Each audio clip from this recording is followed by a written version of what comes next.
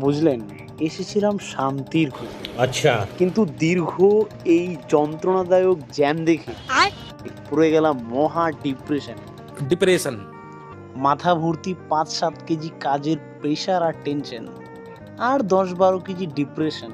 Depression ভেবেছিলাম পাহাড়ি রাস্তায় গাড়ি চালাতে চালাতে দুই ধারের সৌন্দর্য দেখতে দেখতে টেনশন ও ডিপ্রেশনকে বিসর্জন দিতে মাইন্ডটাকে একটু রিফ্রেশ করব।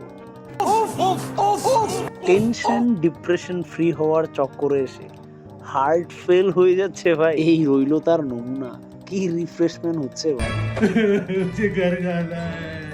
প্রতিটা ইঞ্চিতে ইঞ্চিতে রিস্ক নিয়ে এগোচ্ছি। शाबाश बेटा, बहुत बढ़िया। যে কোনো সময় গাড়ি পিষে দিয়ে পেঁয়াজ খেতে পাঠিয়ে দিতে পারে আমাদের। তোদের মরণ হয় না, দেখে না কেউ, মাজা ভেঙে পড়ে থাকবে বা একদম।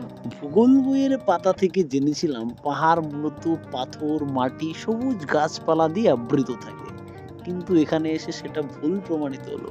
এখানে এসে তো দেখছি ধুলোবালি, লোহা লক্কর, যন্ত্রপাতি দিয়েই পাহাড় তৈরি। পাহাড় নিয়ে মিথ্যে লেখা, ভাবছি এই মিথ্যে লেখার বিরুদ্ধে সুপ্রিম কোর্টে একটা কেস ঠুকেই দেওয়া যায়।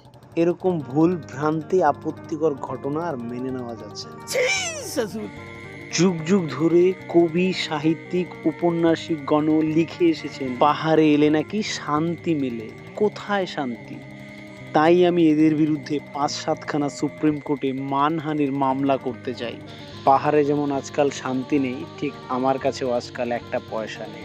তাই মানহানি মামলা দায়ের করা থেকে আপাতত বিরত থাকছি।